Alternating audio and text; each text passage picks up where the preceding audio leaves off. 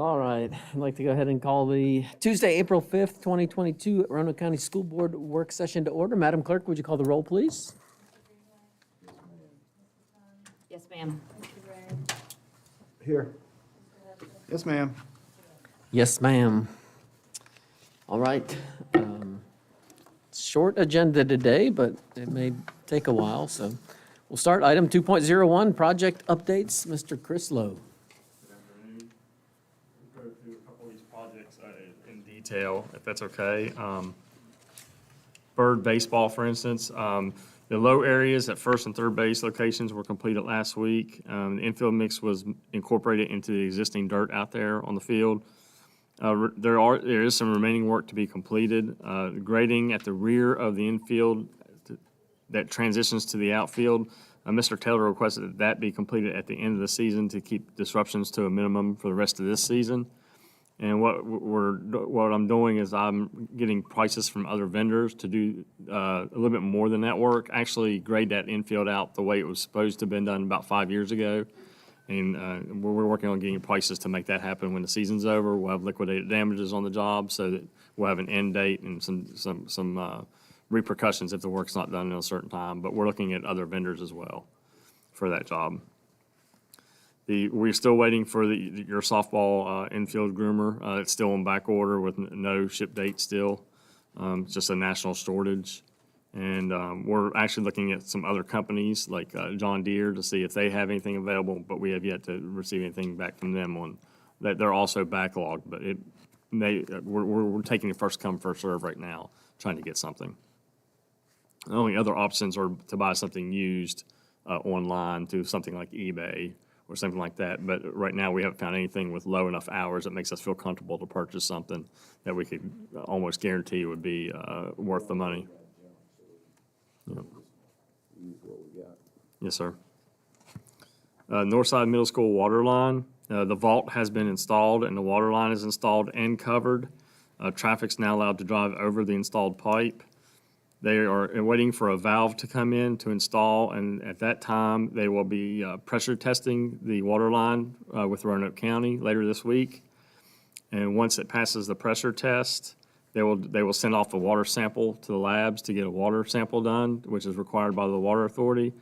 And from that point, we should be getting very close to making the tie-ins within the facility, the school itself, to be able to make that switch from the well water to the domestic water through the Water Authority.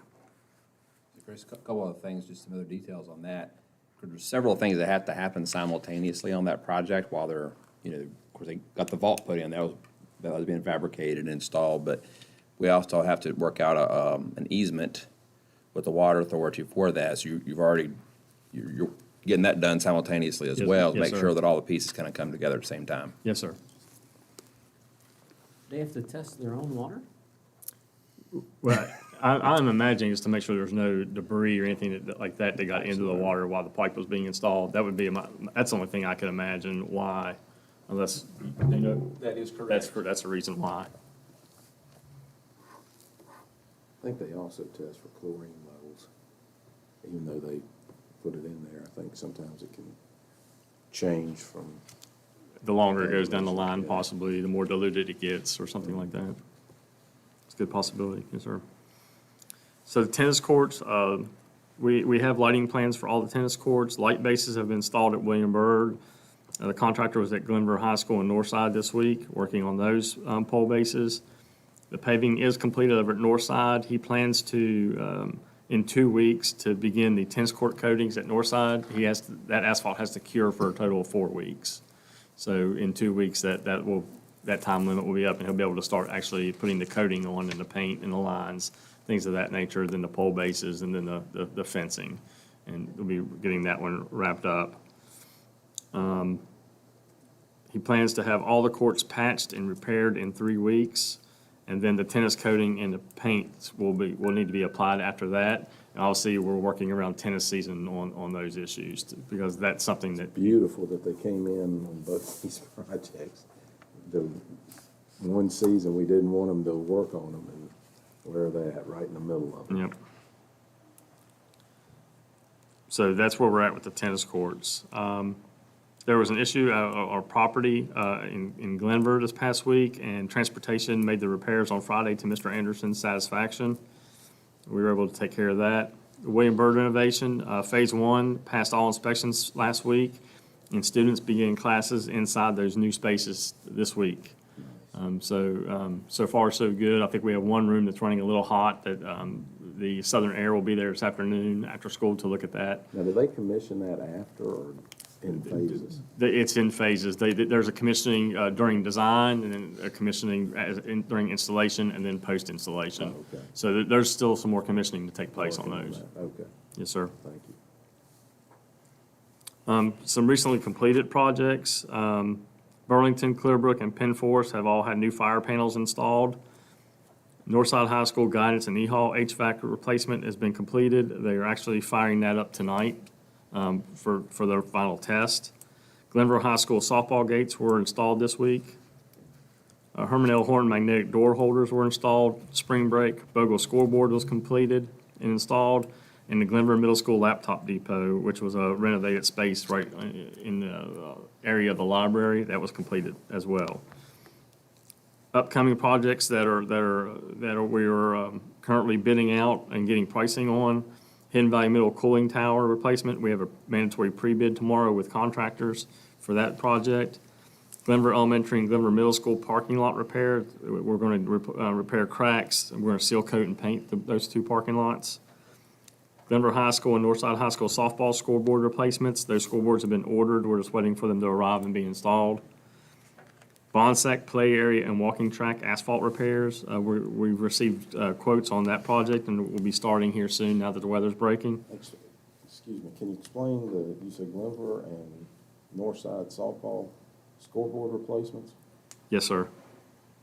Was that part of the, We're using residual funds out of capital maintenance for those two replacements. so the one that the Bird softball team replaced a couple of years ago and used their funds, came out of their funds? I don't recall. I wasn't part of the scoreboard replacement at Bird softball. There's not been a whole lot of consistency with that. No, this is and I don't mean to harp, but, I mean, why some are replaced and some the groups have to replace is beyond me. You know, for instance, and we approved this, the Bogle and Hidden Valley, the scoreboard, it needed to be replaced. We approved it. That just kind of surprised me. And half of those funds were from the county, too. Yeah, so. So yeah, there was another 80,000. So source. 40 came from us, but, Yeah. so, but I'm just saying, on this, we didn't know it. I just hate that we're, exactly what you said, it's hodgepodge, So I are you think, saying if the I remember boosters? correctly, Yeah. The boosters took care Yeah, of they it? had to Well, raise same thing their with some money. of the fields too, Yeah. where there's I know the infield of the baseball, is that Bird? Mm-hmm. Half the boosters raise money for. Yeah, and I'm sure the others, and I'm not saying just, I just know about the Benton Park, but I'm sure there's other schools that are doing those type things. I just think we gotta find some consistency. if I remember our recent discussion, when the Bogle Field scoreboard came up, part of the discussion that I recall was, that as a school district, we ought to provide the basic scoreboard, right? Not the fancy graphics and all that kind of stuff that go out within years.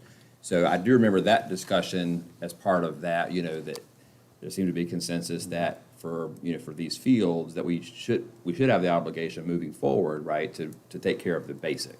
Okay. So, I mean, unless that was a misunderstanding, I thought that's kind of where we left it. I just kind of throw that into part of the discussion, but, because that would help if we're doing Yeah, that, then that helps us get to that I consistency. don't even know if we need to develop a policy. I hate a policy for everything, but Right. the problem I find is that, and I can't remember, this has been 3 or 4 years ago that they came to me and said, look, do you think you can get the school? So, Tammy and her group chipped in some, and the Booster Club raised some, and they put it together, and they got it, and it is a basic scoreboard, and now we're replacing scoreboards. So, I mean, there's gotta be some consistency, exactly what David said, there needs to be some consistency, you know. Well, consistency of where the money's coming Right. from. Right, right.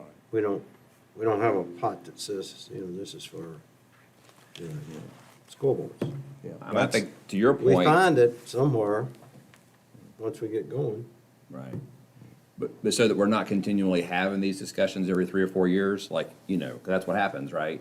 Maybe, to your point, maybe we do need to put it in policy or regulation, language somewhere to establish that moving forward, this is what we intend to do, and that would provide that consistency, hopefully, at least moving forward. Sure.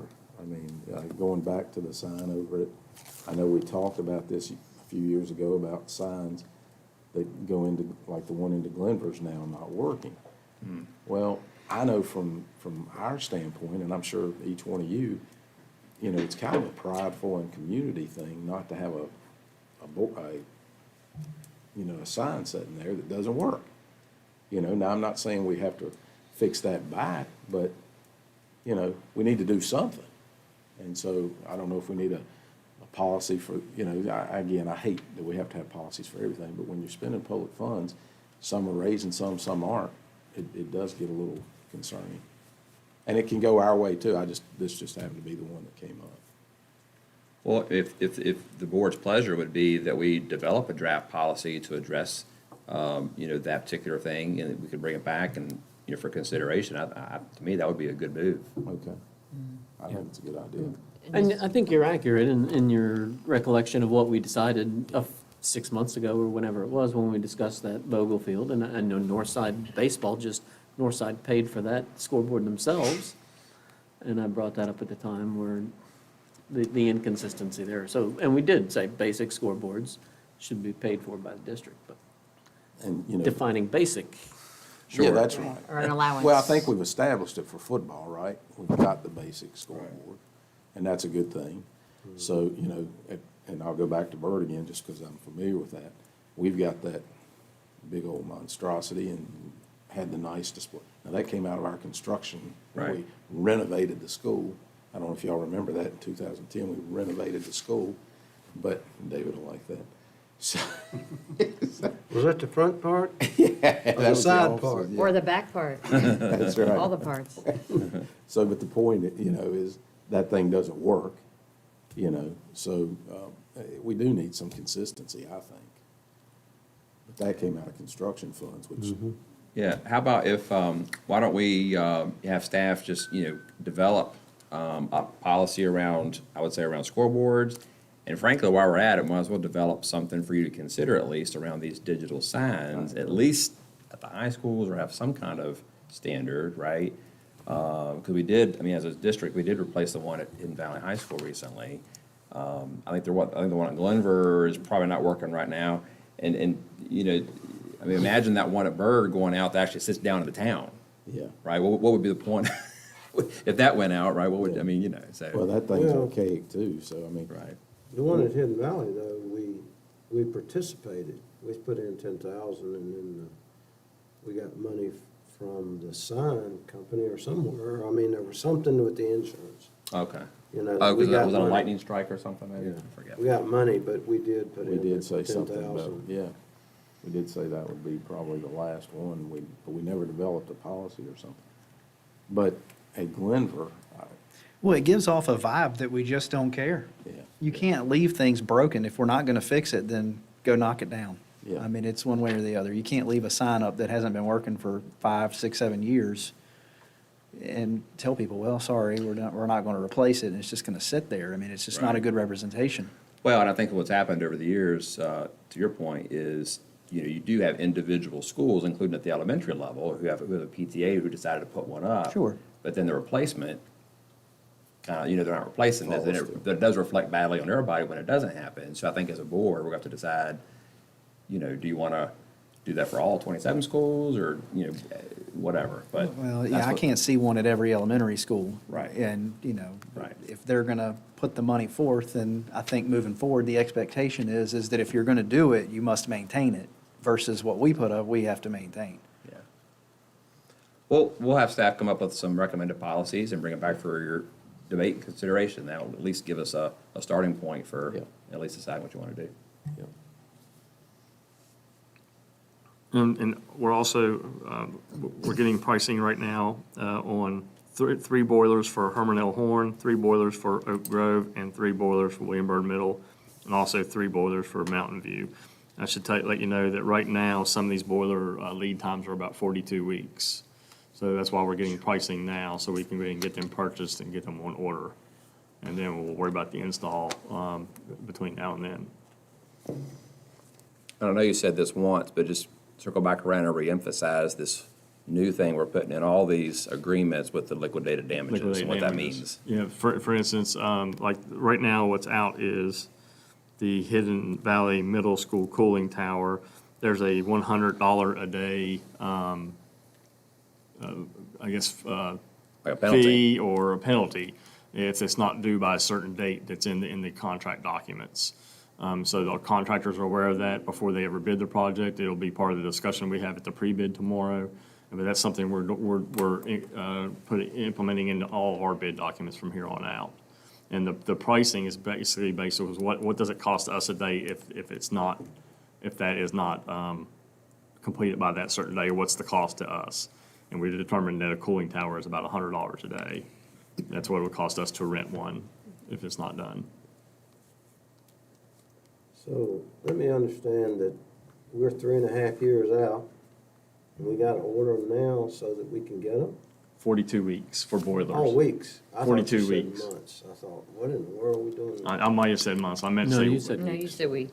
Really? 42 weeks, Okay. just under a year. Still a Yes, long sir. time. It is a long time.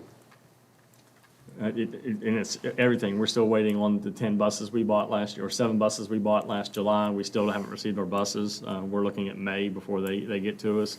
We just received our 3rd and 4th truck we bought last July, or last August. We just received the 3rd and 4th out of 5 trucks we purchased for maintenance this week. So it's just everything is lead time. You just have to build time in for the material lead times. Where was the buses? Noticed, I think it was Lynchburg got electric buses with grants? Or one of the counties got. They were real expensive, but they got a lot of federal money Yeah. or something. Yeah, there was something. Did I you know hear Montgomery about that? County has one, but I couldn't tell you about Bedford County or Lynchburg. But I mean, there were grants. Do we Yeah. apply for grants for We that too? definitely ought to check on it, I agree. Yeah. Yeah, I think one of the things we found, I know, with the propane, buses that we bought was Wasn't enough on the power. hilly terrain. So I Wasn't think enough power. we need to check that out too, as far as electric buses. If they'll work for us, we ought to check into it. But if they're gonna give them to us, there's gotta be some flat. Right, on Right. certain routes, sure. Yeah, you can use them somewhere. Right. Just to get our kids back and forth Hey, to Chris. sports. Yes, sir. The softball field at Glenver Elementary that the middle school uses, where are we at on that? Because I was told, I think last time we talked about it, they were at Byrd and then they were going to Glenver Elementary. Are we anywhere closer? I'll find out where he's at. I have not talked to him this week, but he told me that they were about 3rd on the list after Byrd. He was going to move he has some work to do at Hidden Valley High School, baseball, and then he was going to run to one other job and then to the softball field. at I guess my, elementary school. my fear is, I don't know how long the middle school season goes, and if we're putting $10,000 or whatever it is into that field, what is it gonna be like this time next year? Are we gonna have to put, I don't know if it's worth it now. Right, and I'll talk to him. Can you go about out there that. and assess the field and Sure. see what we need to do? Because we need to get it fixed, but I also don't want to waste a pile of money and then have to go back this time next year and do the exact same thing again. Obviously, the guy dropped the ball because for my conversations I've had, I believe the contractor was out there in July looking at the field and just failed to do anything with it. So, Well, we didn't hire him to do anything with that field until this spring. Okay. He was working with the staff at Glenver. that's what I was told, that they were out there looking at it, assessing it back in July, and then, season starts and the field's terrible, to say the least, so, I'll get you an update on that. thank you. First thing. Was that the same contractor we used at, It is. Chris, what about the lights at the softball field in Cave Spring? Did they get put up? They were putting a pole or something? No, sir, not that I'm aware of. I thought that they had asked for that and you were looking into it. A light at the softball field. I'm not aware of that. I'll have to go back through the maintenance, see if Check that's a and work see. order was put in. I'll check. All right.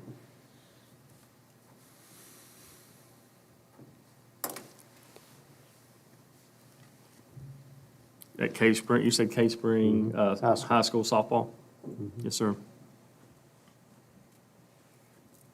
that up on the hill? That's a soccer. I'm assuming we're not talking about game lights, right? Because that would be a major project. that- Right, no. Okay, so we're just talking about a light they needed out there? I'll check on it.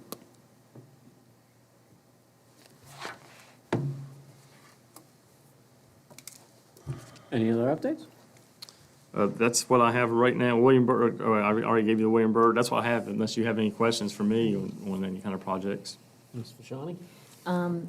We met out at Hidden Valley Middle School. Yes, ma'am. And looked at that, they call it a shed, it's a building, in my Locker room. opinion, on the field. And the stairs Yes, ma'am. seem to be falling apart. Do you have any update? Did you have an opportunity to get a structural engineer? We out there and did. Look at that? We did, and initially, his initial thoughts walking through the building and evaluating it was the building is okay and structurally sound. We're waiting for a report from him. He said that's just a lot of settling and probably not built to today's standards as well.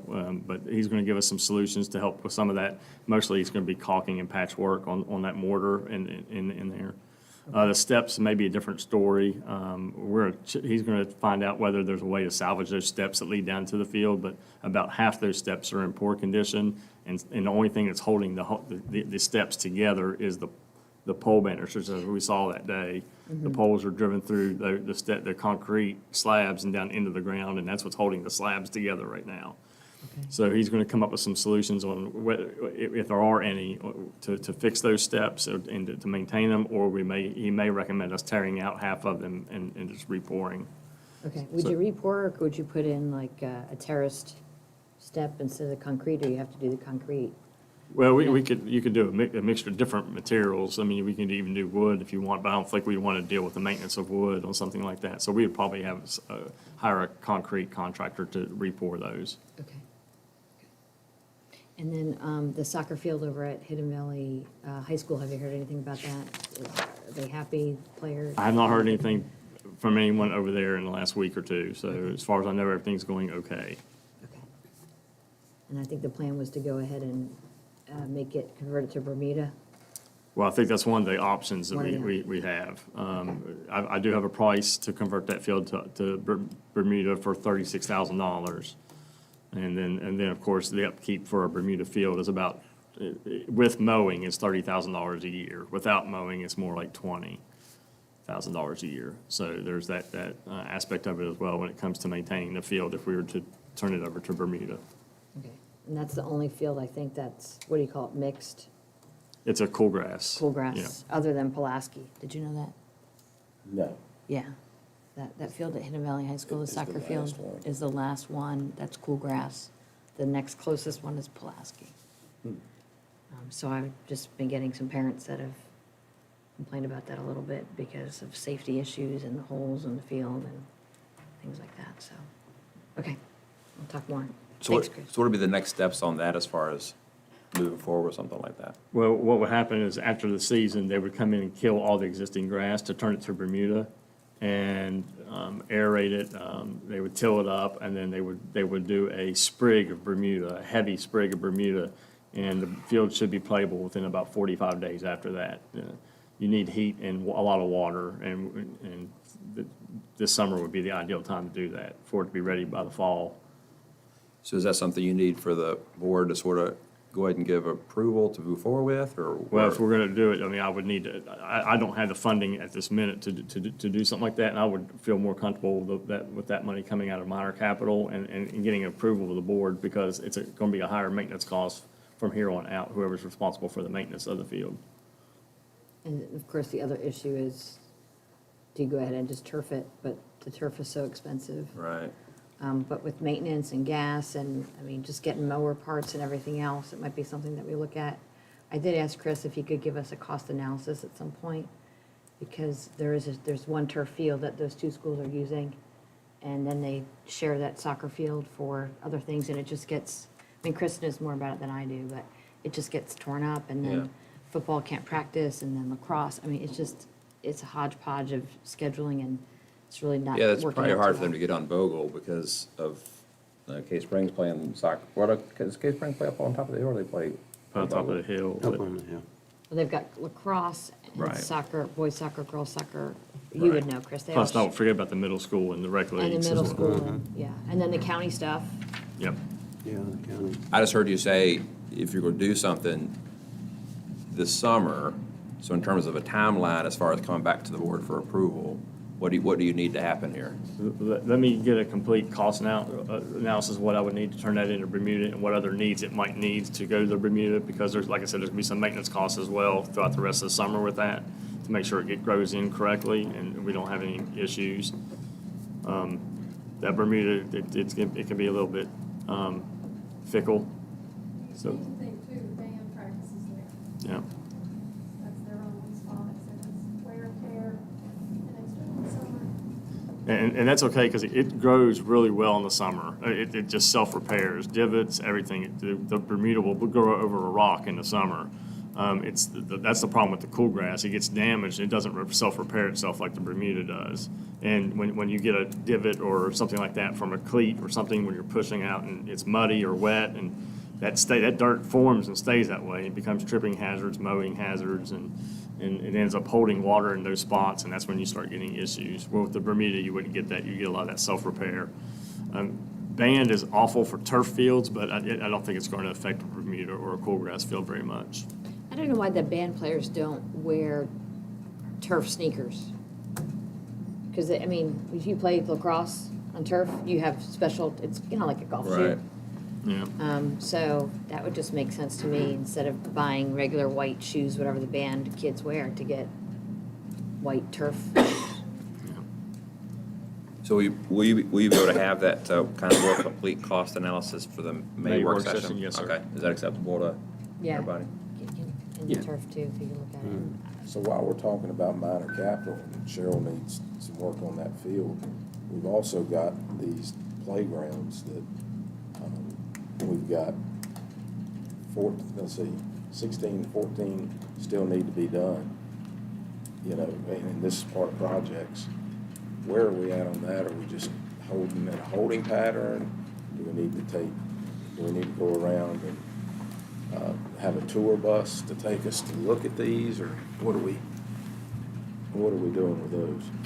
I think, if I may start the conversation, I think Harley has some ideas about some different ways to approach this, if the board wants to head in this direction.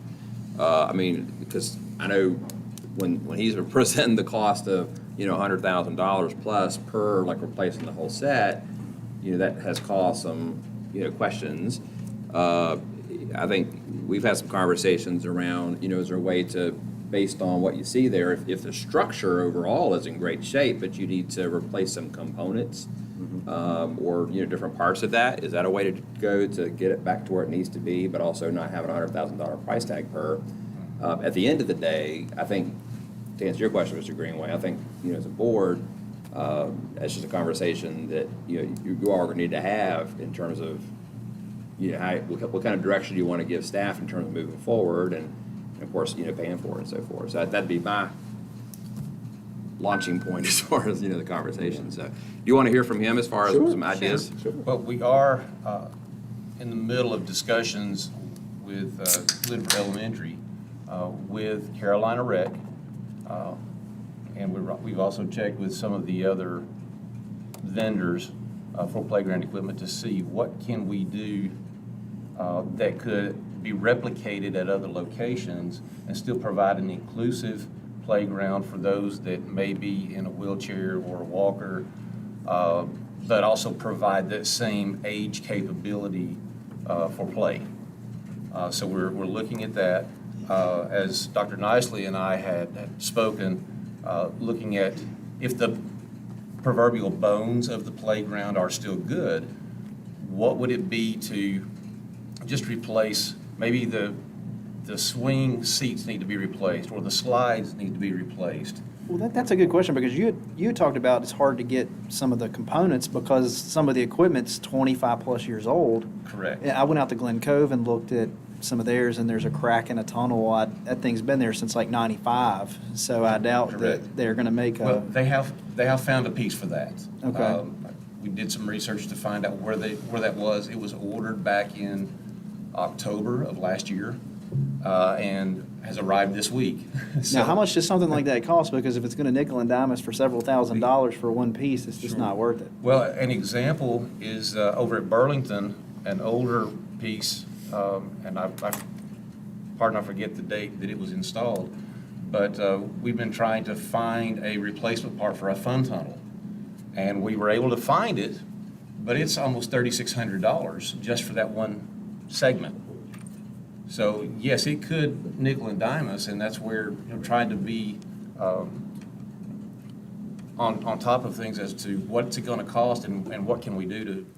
One other example of that's that slide at Fort Lewis. I went up there and looked at that. I mean, the slide's got that big crack in it, right? The rest of the playground, there's some, it looks like it's in pretty good shape. That slide alone, see, out of my ignorance, I asked, Harley, I was like, well, why can't we just go to Lowe's and buy a slide? But there's a difference between commercial grade Sure. versus residential, right? So I learned my lesson on that. We can't go out to Lowe's and buy a $150 slide. That one, you finally talked to Sparks out of Maryland and got a price of what, $1,800? It's almost $2,000 just for that slide. So we're having the difficulty in finding parts and pieces to repair what's broken, but also, the cost and the time frame is, Well, another issue, unbelievable. is I don't think any of it is anywhere near ADA compliant for anybody. well, in most of what we have is ADA compliant. The issue is getting from the building to the equipment. That's where we really have an issue, because you have transition points which meet ADA requirements. Where you have the wheelchairs, where you have children that are in walkers, there is not the built-in pathway in the equipment itself to get from one side to the other. That's the inclusive aspect that I was mentioning. So that if you have a child, they go from the building, there's a pathway that they can go from, we'll say, the sidewalk to the ramp, then they can get up into the play apparatus, so that there's activity panels, there's things that they can participate in the middle of that equipment, so that the other kids are doing their things with slides and swings, and it's all there together, but they can be included in the activities. As it is right now, in several of our playgrounds, they are on the asphalt or the concrete watching all the other kids play. Because even with it's called the mulch carpet or the wood chips that are there, those devices cannot traverse that wood carpet. Even though again, the play equipment is set up for ADA, they can't get there. And so that's part of the challenge that we have, that I feel like, and at the board's wishes, moving forward, we need to also include a pathway for the children to get to that equipment so that they can be included in the play. And you had mentioned, I think last time we brought this up, lifespan's generally about 20 years. Correct. So what happens when they're 25 or 30 years and we're just replacing parts structurally? Or, are you going to Well, see some issues? Well, structurally, you will see if there are issues. It would be where the coating has peeled off and is beginning to rust. But who's going to go out and check on that consistently? Well, I'm the CPSI for the school district, so I'm the one doing the annual inspections. And if there's something that we see, then we've got to identify, we take it out of service. We can't play on it until we either get it replaced or get it repaired. Which ends up being 6 months. I mean, not your fault, Possibly, but right. that's essentially what we're dealing Right, with to get a lead slide times. in, right. Right. Right, so that's legitimately almost an entire school year Sure. of not having a playground. Right. So I think that while some of them that may not be 20 years old thus far can probably be fixed like that, I don't know if it's the best way to go. And I don't know how the conditions of you guys, but if it's already, I know Glen Cove and Glenver Elementary, Fort Lewis Elementary, all three of those are in the 90s. So they're already 20-plus years old. That's what blows my mind, is that we've sat here and identified we need to replace these playgrounds, right? We've identified money that it's gonna take to replace these playgrounds. We're gonna take 20 years to replace these playgrounds that are 20, 25 years old, and we, for the first time in forever, have that money in minor capital, we can take care of this project, and we're gonna beat our heads together for 2 or 3 months, and at the end of it, probably come out of it doing nothing. But that's what I don't understand. We didn't, this was something by staff, with the board's discretion, that we decided we needed to do this. And it's a great idea that we put this money, that we're gonna spend this money on these playgrounds at some point.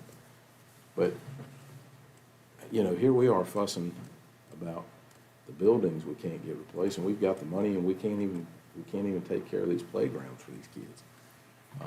I think we I can think do we it. had I think, agreed on 2 per year. Was it 2 per year that we had? Right, we had right. We've agreed on? done 2 in a couple of years, right? right. And you'd propose, let's go ahead and take care of a bunch of them at once. Yes. And that's something that, I mean, if the Gotta have board- support, I agree. Right. It's not your fault. Right. It's our I think fault. that would jumpstart us. It's our fault. And then but- the current program we have is 1 a year, right? We haven't approved the 2 a year yet, We have a dollar figure of $100,000 a year. for Just one school, one. which what it takes. Which is what it takes. So for one school, essentially, yes, we're sir. doing one school a year, so.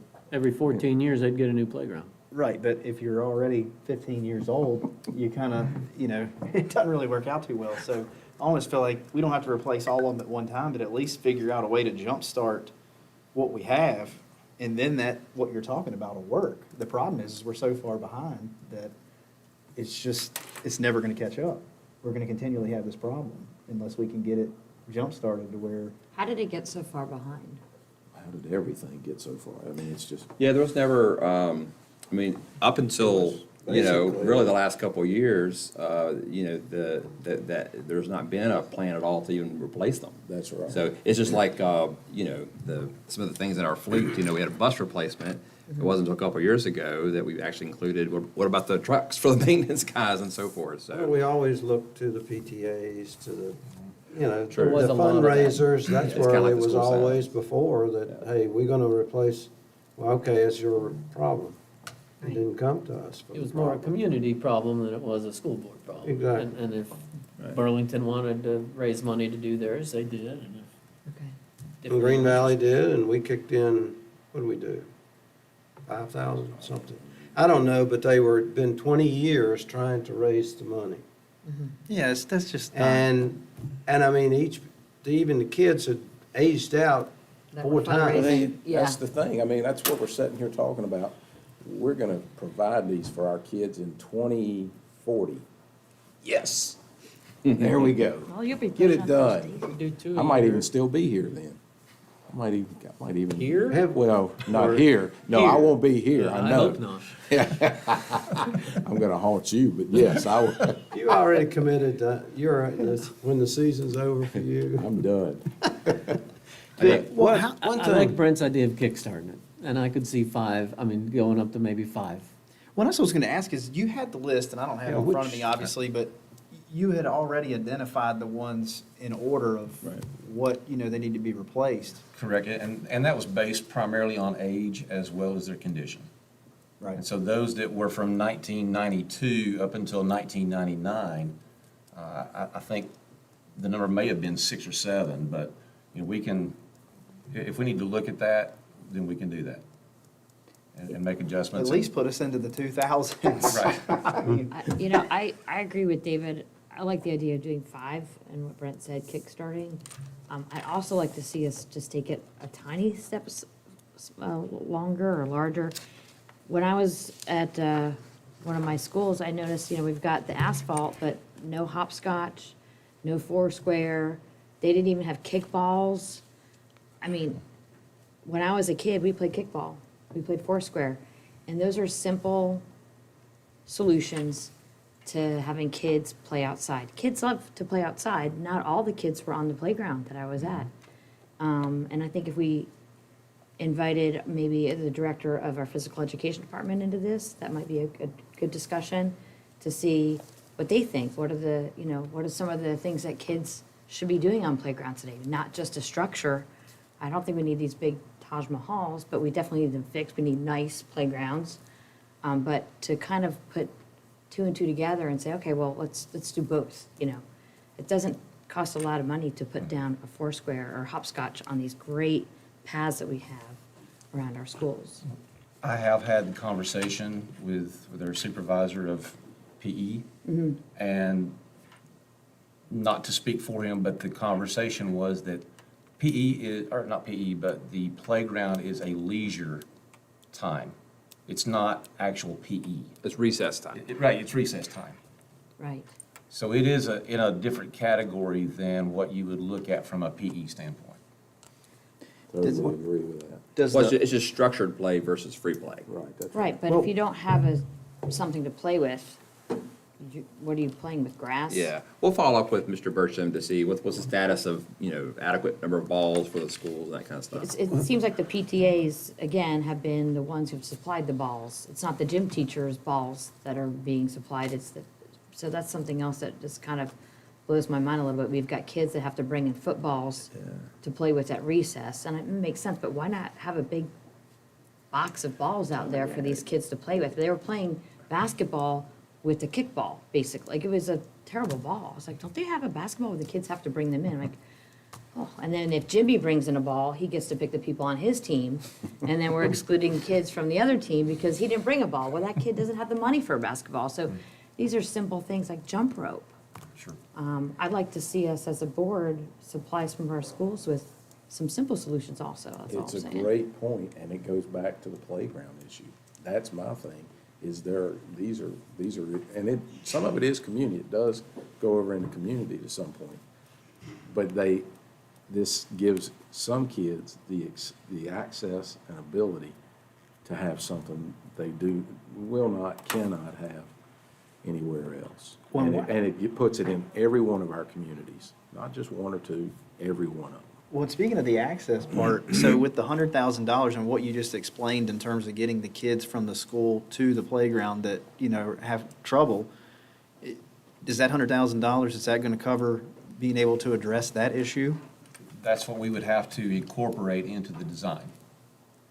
And the design that we are looking at for Lindver Elementary is something that has, when you go from the hardscape or the concrete or asphalt, then it allows you to get into that play equipment. Right. We need to ensure we're doing that because there are more children than people realize Yes. that have these issues, and it's not fair for them to be sitting in the corner, Correct. not able to access the playground. And the principals that I come in contact with, and we're discussing play areas, they're telling me that they are forecasting additional students that are coming in that need that inclusive play, and which is great that we were able to include them, mainstream those students into our play areas.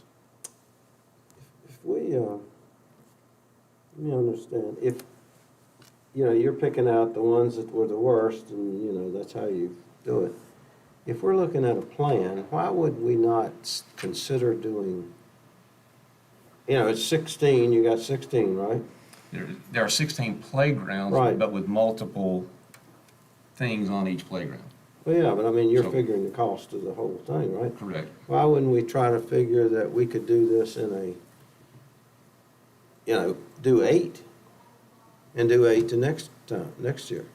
Or, Rather than saying, okay, let's do 5, 5, and 1, let's just see if we can do it, do 8 and 8. we've done 2 though, right? So it's really only So it wouldn't be all 14. 16. Well, it wouldn't be 16, but it would be 14. Yeah, 7 and 7. 7 and 7. If I may bring up, on each playground, we have the 2 to 5 age group and then the 5 to 12 age group. So you really have 2 playgrounds on each elementary school. So we have 16, so that really puts you at 32. Well, here's what I go back to, is there's 100,000 per playground, right? You haven't identified if that's 5 to 12 or 2 to 5 or whatever, right? So if we take 100,000 per school and put it into their playgrounds, each community, each district will share in that. It'll be $100,000 worth of playground equipment, or access to the playground equipment that you talked about, or the different rubberized mulch, or the surround, whatever it is. If we identify 7 $100,000 pots for each school, maybe part of that goes to the 5 to 12, part of it to the 2 to 5, but we have given something back to the community that I think is very beneficial to the community. You know, it's not gonna benefit the 5 of us, it's gonna benefit the children of our community. And Because they use it a lot. absolutely, They use it all the time. absolutely. It's, you know, After hours and weekends. in ours, I see I have. kids there all the time. Yeah, the presentation that I gave you, there was a breakdown on that first priority of whether or not it was a 5 to 12 or a 2 to 5. So we do have that broken out. Because those were probably put in at different times, right? Yes, I mean- that is correct. In my mind, we would leave that to you, the experts, to decide this $100,000 at this school, we need 60,000 on 5 to 12, we need 40,000 on 2 to 4, whatever it is. We need more walkway over here, 75 on this, 25 on that. But I think that's an access to the community, it's an upgrade to the community, and obviously the community are our kids and the schools. Plus, that approach would also address the access that we need to really address, like Brent said. We need to have these kids be able to get to it. I mean, can you imagine sitting there and not being able to get to the equipment? I mean, that's Oh, just it's terrible. absurd. It's The absolutely Green terrible. Valley School you just spoke of, they may not need the equipment, but that gives you more accessible, you know, You could- paths or You could whatever. get the pass. Sure. And if you got 3 or 4 playgrounds, that's wonderful, but you're only getting this pot of money for your playgrounds. And it's a fair, I think, it's a fair way to do it. Well, then, if the PTAs want to raise additional funds for additional things, they can go ahead and do that. Sure. And then people don't feel like one school is wealthier or able to do more. Just And we have had schools, Back Creek, for example, that their PTA wanted to contribute to that play equipment that was installed to be able to expand it. And so there would be that opportunity for PTAs to participate. Harmon L. Horn just put in 3 pieces of equipment. So, you know, that's money that came out of their PTA or whatever, but. I like Yeah. that approach because you're getting the money to them and they're saying, or to you, and saying, this is what needs to be done here. Right. And, you know, and we're, I think, accelerating it. Absolutely. I hope we Two-year are. approach is an awesome Yeah, idea. two-year approach. You know, where you said, because, you know, then we can't get them all done in 1 year probably anyway, so. you Yeah. know, And they take- you know where the most needs are. All we gotta do is say, yeah, we'll do that. yeah. Or would there be consensus to put this on next week's regular meeting agenda as an action item, right, for over the next 2-year period to, is this come out of minor capital? Is that what it'll come out of? I think that's what it'd have to come out of, yes. Would there be any consideration for maybe 2.2 5, million. 5, and 5 and do it over 3 years? One of my concerns would be if we just do this, if we do this all in 2 years, 20 years from now, people are gonna be sitting in this room talking about, why didn't this board plan and do like that, Well, but I $100,000 a year? think we have the plan, right? We have the If we plan. have it and we do it now, and then we don't continue the $100,000 a year that we're. Well, I guess I think you would still do that. Now, what you would have maybe is sort of a financial cliff 20 years out, 25 years out, where you've got suddenly, We would have a cliff. all of a sudden, but. But if you started in 10 years or whatever it is, and Right. Well, some of them already, you know, they've got good equipment right now, so you're not gonna have to do Right. that. So it's Yeah, gonna we be can a figure different that out. year We rather can- than we can figure that out. where we're cutting it off right here. I don't think that's, you know. Yeah, there are pieces of equipment that don't reach their 20-year time span until 2030 or 2032. So there are some pieces that would not be a part of this because of its age. I think Then as we future move boards would forward- appreciate doing anything where we haven't done anything really, basically, because we've depended on, you know, PTAs and, you know, maybe we supplemented a few $1,000s here and there. You know, I think that they would appreciate what we're doing to get it started. we would appreciate it if they'd have had a plan, right? Yeah. Well, maybe that's a part of our plan is to ask them to have a future plan as well, Yeah. right? To Right, sock away that's some good. money $5,000 a year for the, some of these PTAs are raising around $10,000 a year. Maybe do a couple grand every year to put away as a playground replacement for things that come up. Yeah, so maybe it would be, go back to the 7, you try to jumpstart it, do 7 this year, 7 next year, and then after that, continue with the 1 or 2 a year plan? Would that be the sort of notion? But have Even if you- jump-started it to where that'd be acceptable at that point? Yeah, even if you were funding it and you didn't have the need, I mean, at least you'd be funding it. Right. And then you could start when you're ready. And could we still update and paint some basic things on the playground for the ones that aren't getting done this year?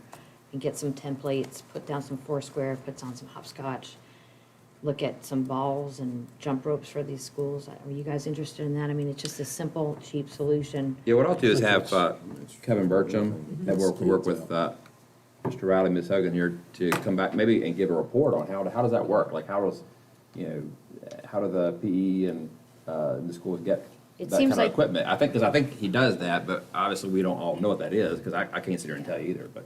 Yeah, and I would be curious as well. It What's seems that, like the Tom? PE equipment stays inside and it doesn't come out. I mean, Yeah, maybe because you don't want the balls dirty, I don't know, but. oh, yeah. I can't imagine, but I don't know, let's have, Yeah. let him come, say. And I can see, back to the basketball thing, I can see, because I'm thinking, back when I was at Valley Middle, I can see maybe, kids prefer to play with their nice, new basketball versus what we have. You can have that kind of Sure, thing, but yeah, I don't want to there speak. wasn't even a basketball. And Right. my principal actually said, you see that field over there, it's at Back Creek, and I said, she goes, if there was a kickball, all the kids would be down there playing kickball. But we have no kickball, nobody's brought in a Yeah. kickball. And that's, I Yeah, remember the right, days of my right. son always bringing in football. I'm like, well, why are you the only one bringing in football? And then he would get in trouble because he would form his own team, and he can't play with 40 kids, so, anyway.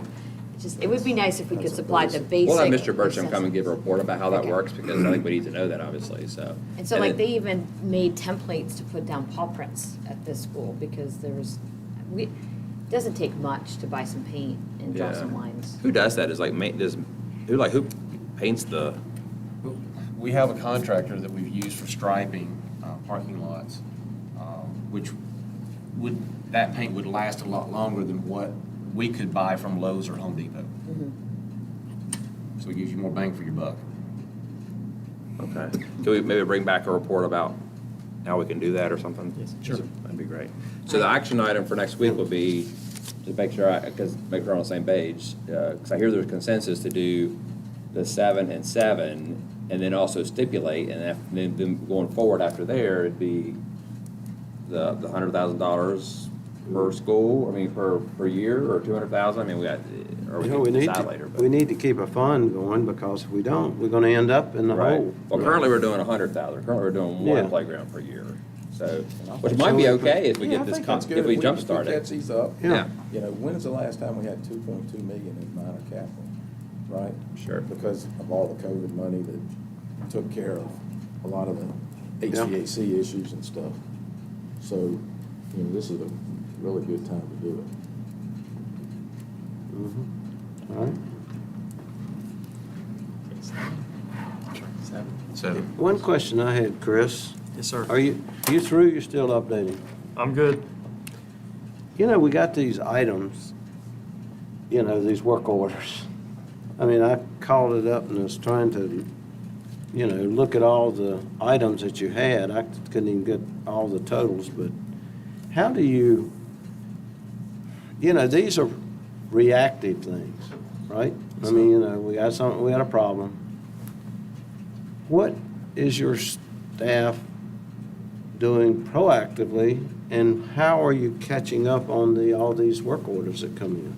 Well, it's tough, as you can imagine, getting as many as we're getting. We've had, just since this new system was implemented back in October, we've had over 2,400 work orders. A little over 1,000 since January this year. But we do have some preventive maintenance work orders that's as part of this. PM work orders such as changing air filters, fire extinguisher inspections, changing light bulbs in in the exit signs, things like that. Hardy could probably go into more because he's really into the safety aspect of our work order system. Well, certainly you have a priority, that if it's a safety or something, that you're gonna that gets a number one, and then Sure. maybe a light, you gotta do it.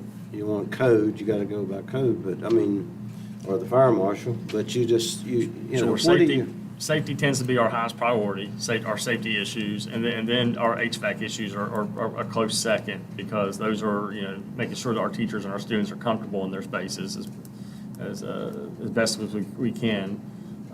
And then we get into plumbing, you know, there's always an emergency plumbing issue here or there, you know, a leak or a backup or something like that, those are always become a priority as well. But of the 2,400 work orders that have been put in since fall, I know yesterday you were cleaning up what was sent out in terms of, because some of those may have not been marked complete that Correct. actually had been. Do you have a new number for that? I do. Right now, we have 142 active work orders that are not completed. Hey, Chris, how does that compare to our couple buildings that have building managers? Because are they doing some of the light work themselves? William Byrd, I know they do some changing out of lights and things like that. I So believe a they lot of probably the- do at Glenver as well. So that probably reduces alone, not having a build manager, and obviously our contracted custodial services, that's not in their contract. So Correct. if something, say a sink's leaking or something like that, can be a quick fix, well, that doesn't get done, falls upon the principal or whoever to put the work order in, and then you guys are just getting inundated, and it's easy to see because our infrastructure is aging. Yes, sir. And things like this happen, so you guys are getting pounded by all of this when. Your point's a good one in terms of even simple things like changing light bulbs. Right. So rather than have an electrician, right, have to go out and change a light bulb, which doesn't seem like a good use of resource, you've actually worked with Ms. Watkins to try to reallocate some resources for that kind of thing? Sure, we're trying to get some warehouse folks to help us out with some of the air filter changes and for some light bulb changes because they have some experience in that. So we're trying to incorporate our warehouse staff and supplementing our maintenance staff. Well, I think with the change in the custodial over the years, it's just literally put a lot more responsibility upon your department. Yes, sir. And I don't know what the percentages would be of increase in what you have now versus what you had before 2012 when this started, but you didn't increase that many employees. So, Correct. you're taking on a lot more, so. I can tell you, we have to respond to ceiling tiles, missing ceiling tiles or wet ceiling tiles now and the lights. Those are two things that we haven't had to do in the past that we are doing now. And if you go through the work order list, you'll see a significant amount of both of those items. Well, I mean, you have a building that's running at least 8 hours a day with people inside of it,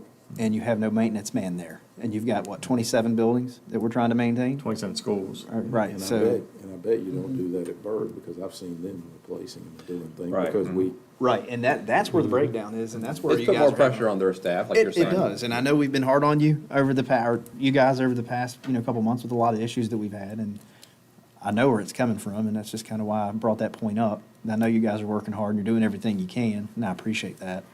And I know essentially why this is happening.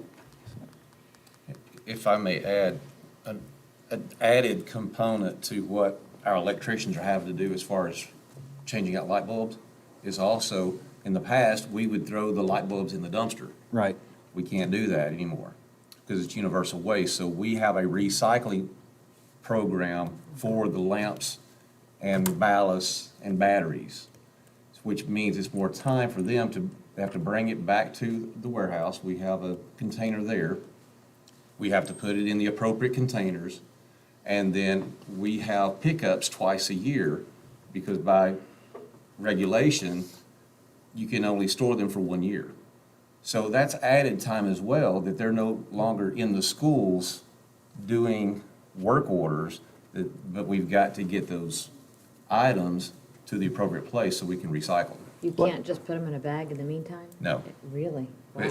When, the process is you open up a box, you take the lamps out, you put the used lamp back in the box, but you have to seal the box up. And at the time that you started the collection, you have to have a decal with what is in the box and when you started the collection.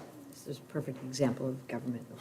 Well, and another question while we're on this, before I forget, so I know I've spoken to a couple of my schools that SSC does service, and they're still running short. I mean, I talked to a principal today, and, I don't know how many thousands of square feet the building is, but it's huge, and they have one person working. And I don't care if the guy had superpowers, there's no way that he would get that building clean in a day. It would take him days just to clean up for one day. So do we have any update from them? I mean, we give them all this money, and I don't know if we've seen any better increase in the services that have been provided. Didn't we put in a mechanism that if that happens, we get a credit back or something? We give them, what, 50,000 extra a month, and they still don't I thought we put have. some new wording in that to, if they didn't provide the service that. There are some penalties. If they APA 2 or Yeah. whatever, There are some penalties that they're charged for certain things, like if the door is not secured, then there's a fee for that. Also, on the dumpsters, that if they overload the dumpsters, there's a fee for that. If we still have the same problem reported at Right. the same school, there's also a penalty for that. Correct. But I mean, if they're not meeting and what did you call it, Mike? It's APA 2. I mean, there's no way they're meeting that because they're not providing the manpower to do so.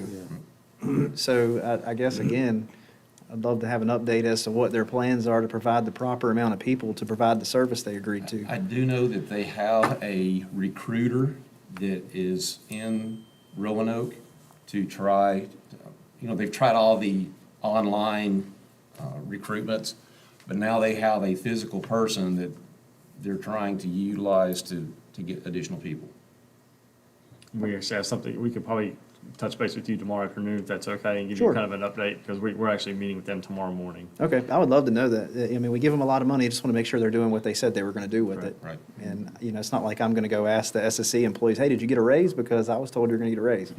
So we need to find out, to hold them accountable, in other words. It's taxpayer money, we need to hold them accountable to what they said. Right. Yes, sir. And do we have any, along that line, they clean, if they get in and maybe do a good job or a halfway job, but they do whatever the hours, do their job, do they leave early? How do we monitor that? That That they is are. a challenge.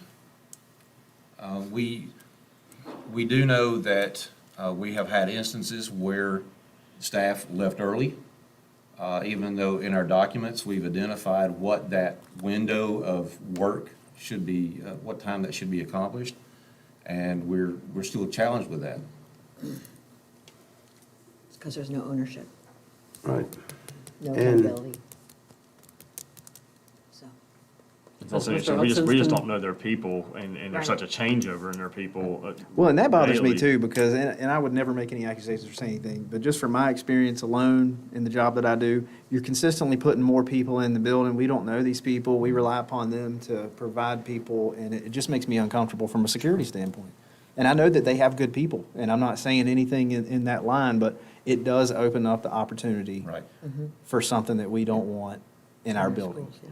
And I will say, Chris, you can correct me if I'm wrong, but there are some things that we are looking at from a security standpoint. That right now, the way that we're set up is they have to have their badge to access the building.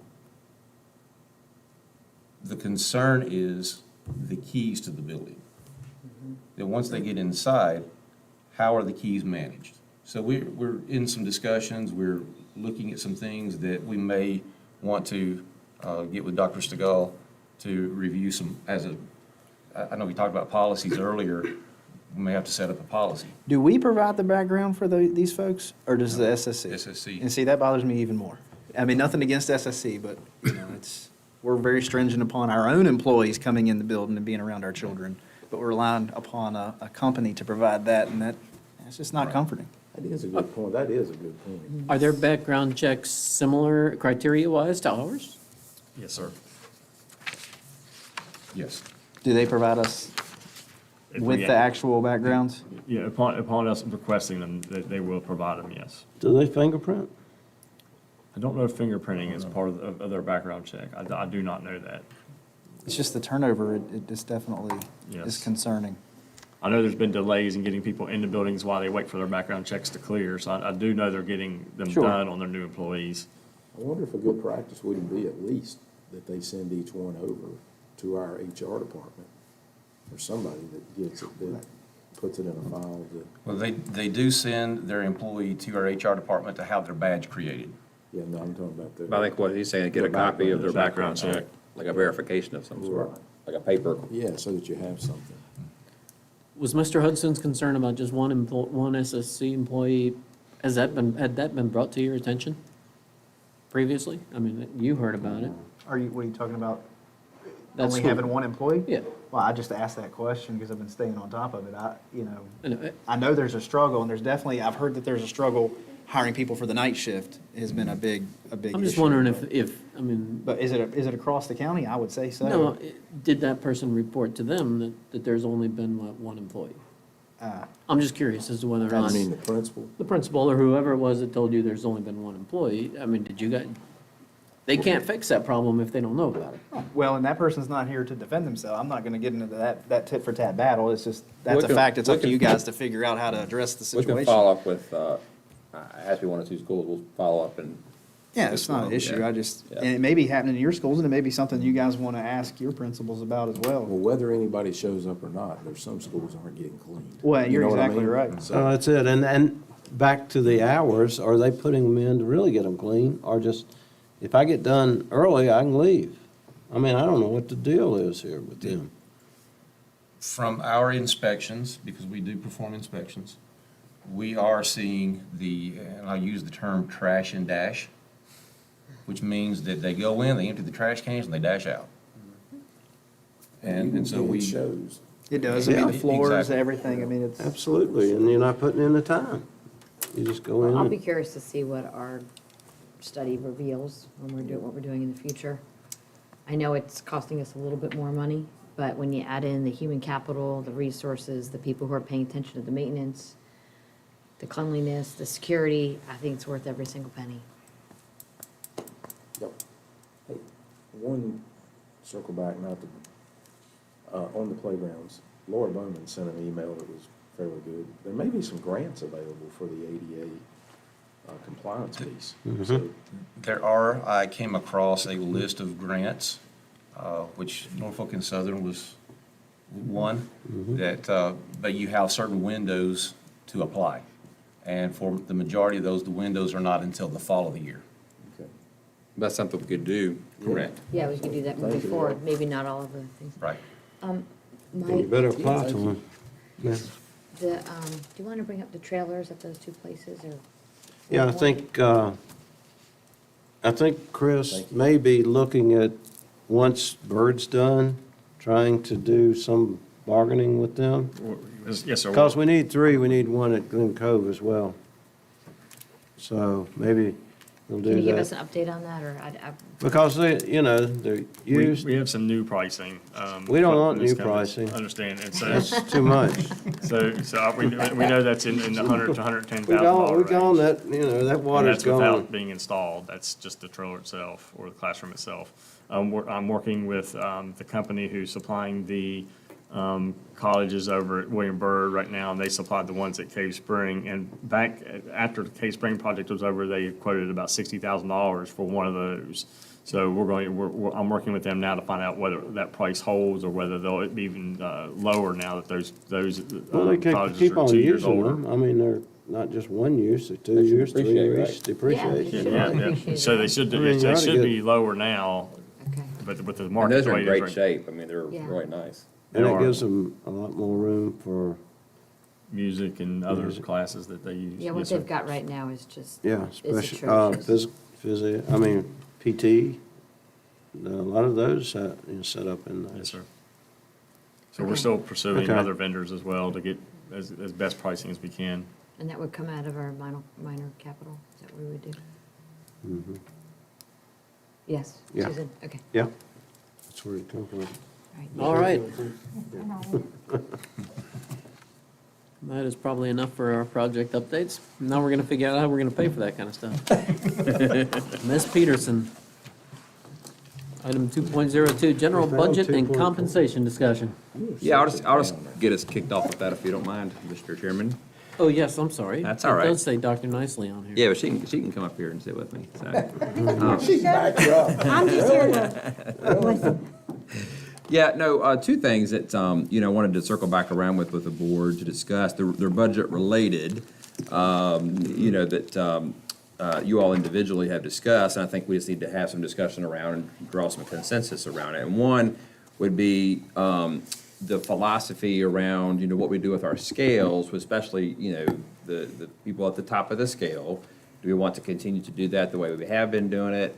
And I've given you guys information previously. That I gave you a handout today, but it's the same information I emailed, I think, last week. So, but I kind of just put it back in writing in terms of just different ways of looking at it, and also included some information in terms of what our surrounding neighbors do when it comes to, how they apply these raises. So just to kind of recap, the approach that we have done over the past, several years, I don't know how long ago, but this has been in response to at least previous boards, kind of wanting to make sure that we have that maximum at the top of the salary, so that you don't have situations in which, all the scales with all the different positions are meant to kind of relate to each other, right? So sometimes you have had situations in which somebody might be in the same position for, even 35, 40 years, and then suddenly, you could have a situation in which somebody's making as much or more than somebody at with a whole lot more responsibility. So the practice has been to kind of alleviate that, to, have those maximum steps, which is what Ms. Peterson, presented with the board adoption, that practice would stay in place unless, the board would decide otherwise. So I just kind of want to circle back around to that discussion, and especially since I've gotten some more information in terms of what our neighbors are doing, because I think there's some serious things to consider. So just to kind of recap what's happened in the previous is everybody has gotten the step increases, and of course I sent you guys the information in terms of our steps are based on 30 steps, okay, as well as Salem's 30 steps, Roanoke City's 30 steps, Montgomery's 32 steps. You have and on the teacher scale, you have Botetourt with 20 steps. You have Franklin County with 16 steps, okay? So, and different, people do those different ways for different reasons. I'll take, Franklin County as a good example. They have these steady increases along. There's a couple of jumps here and there, and you literally get to I think it's between steps 15 and 16, Mr. Riley, you would know this. And it's literally a 26% jump between year 15 and year 16. And I think the marketing aspect of why you would do that would be, hey, stick with us, right? And when you get to 16, you're going to get this huge bump. And in fact, our top of the scale at year 16 is going to be, more than you can get in other places at year 30, which is the case. So, and you can discuss back and forth the logic behind all of those kind of things. Our scales have been built with the 30 steps, and on the teacher scale, you got that 1.5%, jump between each one. And as far as, when we do more than a 1.5%, then, basically people have traditionally gotten their step, and then the whole scale shifts, okay, by the rest of the amount. So what Ms. Peterson presented in terms of just, verbally explaining, this is what we would normally do. Currently on the teacher scale, that would be, the 5% would be the step plus the 3.5%, adjustment, using the teacher scale as an example. One reason why this year, and again, as a board, you all can have the debate in terms of just philosophically, do you want to continue, moving forward in that vein, or would you be interested in changing that philosophy? But one year that I think we ought to probably give some serious considerations, at least do something differently, is 'cause I did find out that at least with one of our neighbors, they're actually doing the whole scale shift, okay, and this is Botetourt. And I bring that to our attention because currently we're just ahead of Botetourt in terms of beginning teacher salary, and which is a good thing. We're of course behind a couple of our other neighbors. They are going to do the whole scale shift of 5% this year. If we do our standard practice, which is to just do your body, a current employee as a step, and then shift the whole thing by 3.5%, that means that our beginning teacher salary would actually fall behind Botetourt, okay, Yep. which I'd hate to see that to happen. We're already behind some of the others. if for this year, and this is already built into the 5% that Ms. Peterson's already presented, so it's not, doesn't cost us any more money, but I would really recommend, I think for this year, and again, you guys can debate it, but we go ahead and shift the whole scale 5%, if nothing else. Well, one, for the folks at the top, okay, it would give them the full 5% instead of the, 3.5% scale shift that she explained earlier. But the other big draw to me would be that beginning salary would move that to full 5% as well instead of the 3.5. So I think that's an awfully good reason to really, consider doing it that way. So this is more of a philosophical discussion right now. It's already built into the budget as far as the numbers. When the state finally approves their budget, which I'm hearing today could be, who knows when? April, May, we don't know. Obviously, we've got to, circle back around to the real numbers, and if we get more money, maybe we're doing more than 5%. That's again, something we'll have to circle back around to. But, I did want to discuss today, just philosophically, how you all feel about, do we have consensus, at least around maybe considering, doing the whole scale shift this year instead of the step plus a shift. Now, what that would mean is, if you're a 10-year teacher and you're on step 10 this year, well, you'll still be on step 10 next year, but of course, you still got the 5%. So you're still making 5% more money. That's actually to your advantage because that gives you an extra year on our scale. So there's an advantage to you as well, even though you didn't get you didn't move on the step. And the other advantage is, one, for recruitment, like you had mentioned, and then two, people are getting their money up front, in essence, right? So like in terms of their 5%. Yeah, it winds up being the same amount of money, in terms It of does. you're still getting 5%, because either getting, it's just how we do it affects, one, the number of, they'll actually be able to get another step, but it also affects the people at the end as well as our new hires at the beginning if they're brand new teachers. So you're saying the dollars of what we have and the dollars of what you're saying are relatively the same? Yeah, and it's just because, I explained this to y'all in an email after the budget, but what she built into, because that was still, what we presented, I think at the last work session, that wasn't really nailed down. What she presented in terms of a dollar figure had that extra, it takes another $190, I'm sorry, $190,000 to do right, to do the top. So the number's in there. When she explained it verbally, she explained what we normally do, just because we hadn't decided to do otherwise. But I'm circling back around because I think there's really a case, at least for this year, to go ahead and do, whether it's 5% or we get more state money, if it's maybe more, but we shift the whole scale, not do the other way. So should we have this discussion and then talk about the additional money? My recommendation, would be wait till we get a state budget finalized to talk about the additional, because right now, we do know the 2.4, that came in because of an error that was found or whatever, but honestly, my recommendation, unless you want to do otherwise, would be just to wait till we actually get real money from the state, So to talk about it anyway. But my question would be, let's say they don't approve it till May 15th, May whatever. I want to get as much money in the teachers' hands as we can. So, well, if we decide at that point that we want to do more, will we be able to get that in by July 1 to start? For the Yes, new sir, that should not be a problem, right? Of course. So this is, Now, we have to issue contracts. This is a key point, because again, that's why I'm asking. you asked a question too about. Yeah, I got the question about contracts.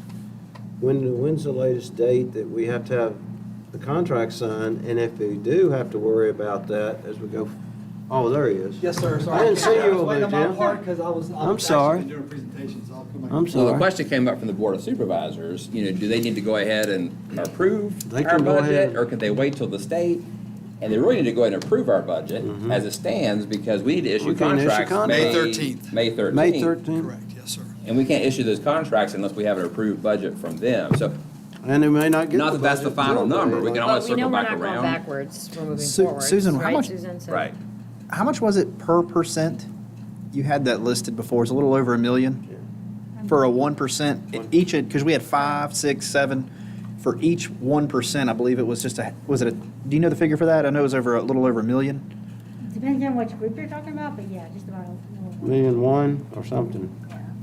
Yeah. Yeah, how much I couldn't understand. What- Over $1 million. Just a 1.1, It was something like 1.1. that. Yeah, what like I if you went remember. from 5 to 6%. 5 to 6 is- Well, we all know that it's, the House budget is the lowest, so it's not gonna be lower than that. Right. So We we can only- know, we're gonna pick up $1 million or more, you know, possibly, once they get through negotiating what they're doing. And Joe sent me a letter just the other day about it, and, you know, once it gets done, and it may be late, and you gotta hire people. I do, and that was one Oh, thing. you if I gotta could- give contracts. If I could add one thing, Dr. Knights, if you don't mind, if you are leaning towards the total 5% scale shift, that actually benefits me in Roanoke County right now as we're hiring, because my starting salary, as I'm competing with the neighboring counties, is a little closer to there. So right now, I'm quoting them on step one with a new 3.5% raise that you already approved.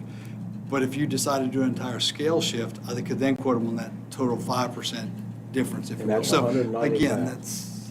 Yeah, the reason the 190,000 actually comes to play at the top end of the scale, because we know what that number is, right? We know how many employees we have at the top. We know it's 190. 43 or 41. When they price out open positions, they don't price that out at beginning teacher salary, because you don't know, I mean, chances are you're not gonna get somebody right out of college. You could get somebody transferring in from, neighboring division. So it's not gonna cost us any more money to move that, to go ahead and, move that beginning salary up by the whole 5%, because Sounds like it's already a baked no-brainer to in. me. It just I think looks, it I is. mean. Yeah. Well, to remain competitive with recruitment thing everybody is else, the which are already behind, it would make sense from the yeah. hiring It standpoint. would just help a little bit, yeah. it All the way absolutely would. across. But yeah, it's a change in our philosophy, which I agree with Dr. Nice. I do think if we're gonna do something, now's a good time to do it, just to keep up with our neighbors. How long, do you know how long our starting pay has been 40? We've changed This is it the first year. we've changed it every year. Every year it's It been gets a little higher. bump The every boards- year? Yeah, but this is I the think first it year needs it's to actually be got the higher. 40. Okay, but then Correct. the chart itself, does it get little adjustments as we go, or is that something that's not built in? In No, terms of the yeah, jumps? every budget year, because there've been years where people haven't gotten anything. They Right. haven't even got our steps, so it just That kind was of before depends. 2016. It was, yes. I was privy Yeah. to that. I was Yeah, it privy to was before those. our time, right, Tim? Yes. We've given How one many every years were year there? since. How many years were there was no step?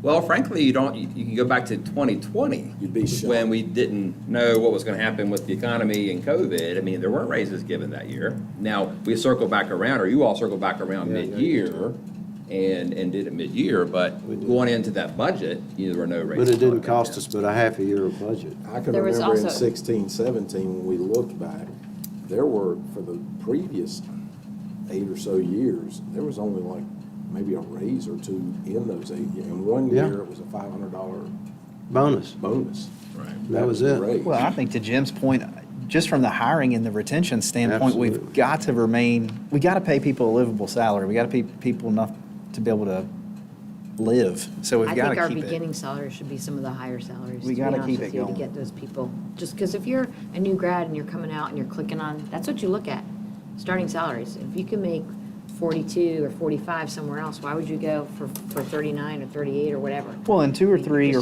$4,000, $5,000 It's is a a lot of big money deal. on $39,000 Oh, yeah. salary. It's not a lot when you're making 100, but it is a lot when you're starting out at 40. It's a huge living. It's a difference. Yeah, it Which is draws- why you see some scales that, Teeter. start off higher, but then you just get smaller increases. You don't get the increases we get. But that's just a different approach. Yeah. And I think that would be something, and you all have already given consensus, let's circle back around, let's do a compensation study. I think we need to. And let's look at those different approaches.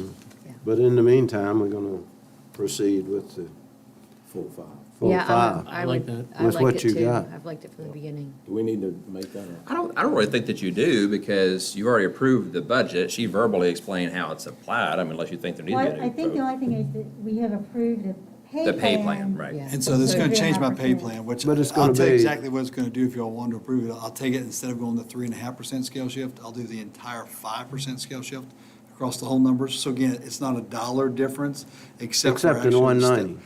Correct, the 180 at the top, because then our top And that's good. people, well, y'all had that discussion where we wanted to give them a little extra too, and that would give them the full 5% as So well. everybody from top to bottom Yep. gets the same Right, rate. and That's we exactly gotta how it remember, should be. it is a, and I wanna say this in public forum, it is almost 5% for the teachers if you have a master's degree or whatever, because the way we build our scales, all off the bachelor's degree, and then you do a 600 for the bachelor's plus 12, a 1,200 supplement for the bachelor's plus 24, and then a 24 supplement on top of that. So that number doesn't change, the 6, the 12, and the 24. So sometimes when people are calling in, well, how come I didn't get 5% on that? That's the supplement that's on top of our pay. So I just want to throw that in a public forum that is, everything is based off of our T1 scale, which is our bachelor's scale.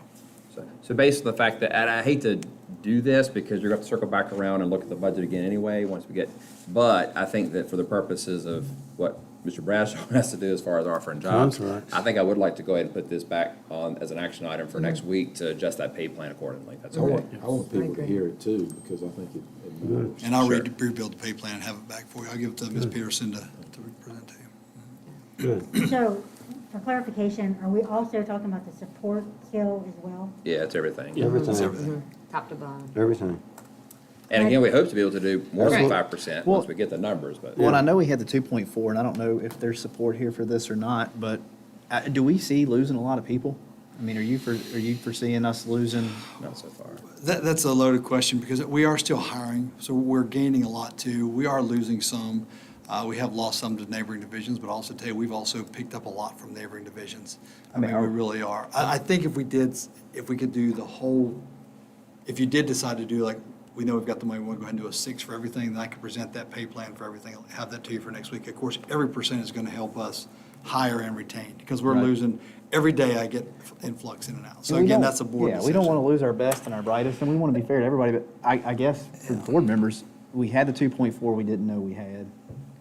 I don't know if there's any support to go 6 and split that 2.4 in half. I honestly think we can. I mean. We can. I mean, couldn't we? I mean. Here's what it means, and here's what if you want to do that, and I would fully support it, I mean, just from my recommendation, but we can do it. Now, what it means is taking back off what we put in, towards CMP to get that back. We really do need to get that back in our baseline budget, what we put in Gotta towards shift a little CMP bit to and the make- fleet. But, so the fleet replacement, the CMP, and she parked 500 and some $1,000 unallocated, right? So we have the money to do that. If you wanted to go ahead and make that adjustment, we could do that. I would just ask that once we do get the new state money, that we really give serious consideration to using some of that to then replenish those things we're taking from. Because the longer we go without having that in our baseline budget, then every year it comes back up, that's gotta come off the top, and we're just kinda kicking that can down the road. That makes sense? Yep, I get Absolutely it does, because we just discussed it with playgrounds. Yes. That's Right. why this funding formula between us is so critical. I know I get head shook and I get all that stuff. That's why that's so critical, that funding formula can't go down when we're trying to keep these teachers competitive salaries and giving them as much as we can. So, just keep that in mind. And like what Mike That's said, I mean, why it's so critical. we're hoping, I mean, we're pretty sure we're going to get more than the baseline that we're thinking, so Oh, yeah. it would be a help to you for Absolutely. hiring and also maybe to keep some of our teachers that are thinking about leaving. I mean, wish we could Every do little more, bit but- helps, Mr. Hudson, I absolutely. propose we make it an action item. Well, the only reason we didn't, even though we knew we had that 2.4, even though we didn't bring that back at the last meeting, was because we didn't want to do that to you, between the last work session and then, we wanted to stick with what we had said, right? But now that we're having this discussion, that'd be great if we could just include that in an action item for next week as well, to go ahead and adjust the And budget. that's a whole scale Is that shift. 6%? I'll do a Yes, sir. 6% Is scale that shift. just for our teachers? No, this No, is we for need to do That's a top different to bottom. discussion. I mean, if you want to do something different, I'm Top to suggesting bottom for gives you everybody. that 1.1. 1.1, somewhere around there. So, we are supposed to present our budget Oh. to the Board of Supervisors On the on 12th. Tuesday. Oh, right. So, I know nobody likes to Well, we make can action. do it right here. I know we'd rather have public input and all that stuff, but I'll tell you what. Nobody's. I'm about to for our say, I can't teachers, foresee yes. anybody in the For our public teachers, yelling out I'm and saying that. fine for dying on the sword on that one. I'm Well, we willing to could- make the For one- proposal that we go to 6%, the Can you- motion that we go to 6%. Can you show us on the board here what that's gonna do, To the budget. please? Yes, You are sir. talking a scale shift, the entire scale shift. Chuck, I'm glad you had me ready to go. I can do it. Thank you. Because it depends on how I build it done that way as well. That's the question. Now, I'm just gonna, can it just show my desktop? So, I mean, it wouldn't be anybody Is this where our next retreat's at? Well, that'd be- Yeah. You used to projecting PowerPoint. Just go with David. Too many and things Ski, open here. Arizona. That's Nevada. I've called it every state. I understand the 6% on those harder to fill positions, I mean, and not that, granted, I'm surrounded by everybody in the room, at the admin level, but I understand, I mean, that, what's the Well, difference there? I can tell you that one, she can tell you too, so, because she's priced that out. It's about $100,000 difference between 5% versus 6%, just for admin. So that would be, like, what you're asking is, I think, if you just did 6% for the teachers and maybe like the support people below IAs, admin, Yeah, then to go ahead and include your principal, assistant principal, and so forth, costs you another $103,000, according to Ms. Peterson's numbers here. Does that include the school board scale Does not, shift? sir. No, no. North, no, right, none of us here. It's pretty much volunteer work. Are the To be honest with you. superintendent, That's right. are the superintendent. You better get a security detail. Yeah, you better get it. Yeah, I don't, I'm just thinking how we can get more money in the teachers' pockets. yeah, but the $100,000 not gonna help you I out think, front. No. I think that what we are and the amount that it is, I think, for where we are and for the appearance, is we start pitting this against those, it's not that much difference. 100,000's not. So what I have up here now is the priority list as it stood when I presented it to you. I have just now changed and deleted the 5% raise and put the 6% raise so you can see that amount in here. The other numbers, I have deleted the amount excess down here. And so we've got your 1.175 going into fleet and 1 million going into CMP. And I need to reduce one of them by 580,143. So you tell me which pot you want to reduce and I'll reduce it. What were the two pots? Fleet The and, fleet or CMP? CMP. That's my recommendation. Yeah, you do the CMP, something you control. And we can always circle back around to this once we get to save money, too. Yeah, and fully fund it back.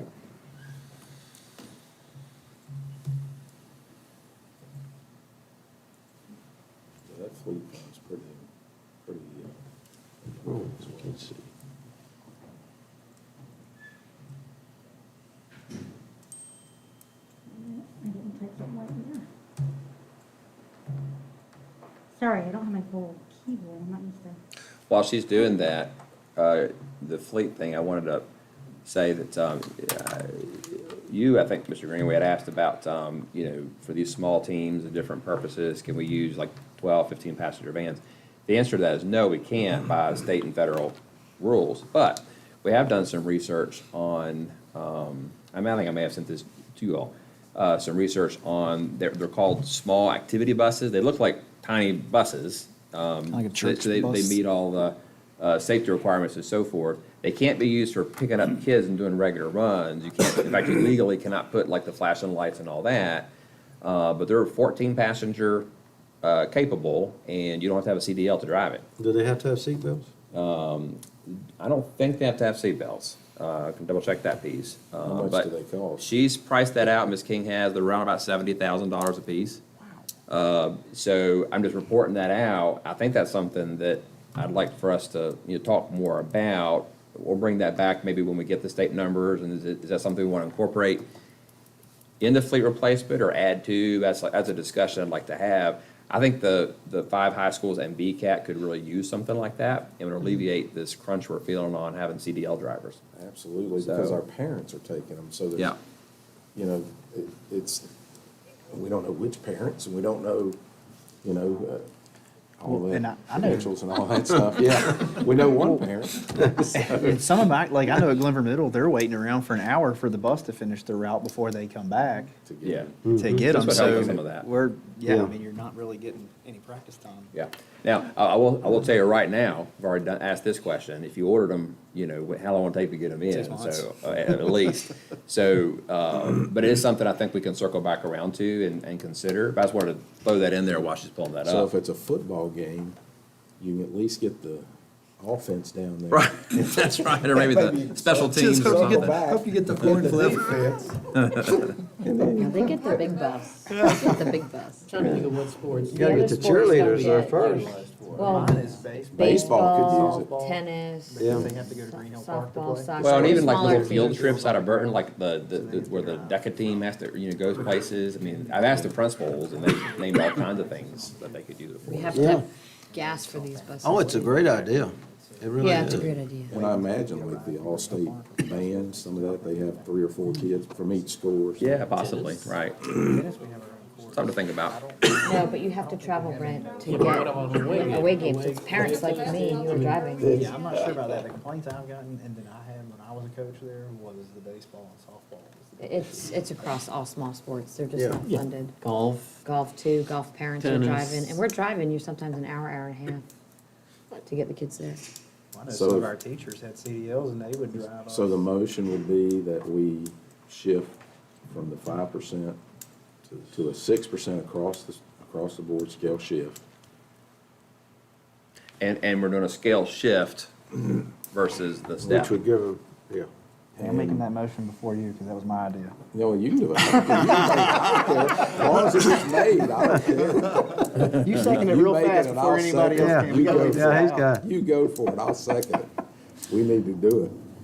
Is that what we need to do I'm okay to with make this happen? If we looked at the numbers, I mean, is And everybody? we will reduce the CMP by $580,143 to $419,857, and we will use up the excess revenue to be allocated later.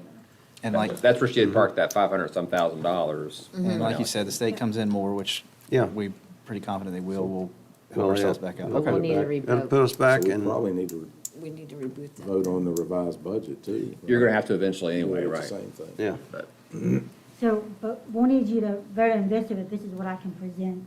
on for Tuesday. Right. Mr. Linden. All right. and Mr. I'll make that motion. Dr. Nicely, and I can present Yep. on Tuesday. Second. Second. Second, third. Yep. You want to make a Colin? formal motion? Yeah, I'll make the formal motion that we accept, Yeah, Miss, okay, go ahead. I'll just make the formal motion that we accept what Susan's presented here for doing an additional 1%, pulling the funds out of what she has here to give the teachers and everybody from top to bottom a 6%. 6% and Scale scale shift. shift. as Scale well. And scale shift as well, yes. So do we need to second it again? Second.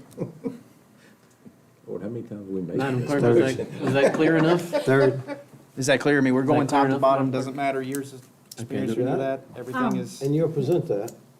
And that's To what we the will present to the. Tuesday. Board of Supervisors. Okay, good. Madam Clerk, roll call, please. Mr. Greenway, Yes, ma'am. Ms. Kashani, Yes, ma'am. Mr. Ray, Yes, ma'am. Mr. Hudson, Yes, ma'am. Mr. Linder. Yes, ma'am. Hey, and one quick question to the payroll. Are you gonna present at the next meeting about our payroll study? Is that coming in? Oh, the funds for that? Yeah. Yeah. When are we doing that? As far as like a timeline, how to pay for it and all that? Yeah. Yeah, I guess, we could definitely do that to Have answer you your got any question. bids? We haven't We've put it not done out anything with it yet. to bid or anything yet. I We do have think we were to, waiting a final, like, push forward. Right, we've not on that. done anything, except see if Well, we that's what I'm needed to go saying. Do we back out need to an bid. action then item? Do we I thought have we'd any already done people that are under state contract? I mean, I know the county already utilizes a company, We have so, looked at that, and they used the company that we used first. okay. They The one that we Went used, off of yeah. our contract. So I didn't know if we could, And it's expired. Oh, okay. So we cannot go back. We to that. tried that already, actually. let's say, hopefully we can, if we could avoid the whole So we will have to put it RFP. back out to bid. Okay. yeah. Well, and so I've got something else I want to talk about that's kind of related to that, which is this issue of the stipend. So, but to answer your question, what we can do is bring back a report in terms of this is what we're proposing and move forward in terms of hiring somebody and what and agree on what the scope is and all that kind of thing, I so. really feel good about where we're at now. Yeah, I think we're making some good progress. Yeah. So, so this issue of the stipends, and I put this out to the board by email and so forth, but it's to circle back around. What I've proposed is this. One, in doing some analysis of all the positions that get a stipend, and really I'm looking at extracurriculars and co-curricular kinds of things, and the difference being, extracurricular is going to be, at the high schools, for example, whoever sponsors the SCA, there's a stipend for that. It's extracurricular. It's not tied to their teaching responsibilities otherwise. Co-curricular would be, there's actually a class, for example, that does the yearbook at the high school, but the yearbook sponsor, there's also a lot of time involved outside of, class, and so they also get a stipend for all the, extra time there. Some other examples have come up recently in terms of, hey, this program is also doing, it's been pretty time-intensive working with students, whether it's taking them to competitions or different things like that. And we've looked at different examples of this, right, where that's, going on. And looking at our current list of stipends in terms of what those are given for, I really don't feel like that's something that's been visited for a long time. I think we have some stipends on there that we probably don't even need anymore, that may have been made sense 20 years ago, but maybe aren't really being used, anymore in the same way. And I don't want to name any of those because I don't want to make anybody panic who might be doing that kind of stuff. But I do think that it's something that needs to be looked at. And I do think that there are some activities that are happening, to where those stipends have not been added and should be because, people, teachers, other staff members are putting in lots of time to do some pretty time-intensive thing, working with students outside of school on these extracurricular kinds of, and co-curricular kinds of things. And again, I don't want to give examples of that because I don't want to leave somebody out because I think there's really several examples of this. What I would like to do when we circle back around and bring a proposal for how to do this compensation study is actually incorporate that analysis as part of this. Because I think there's probably some market analysis that needs to be done.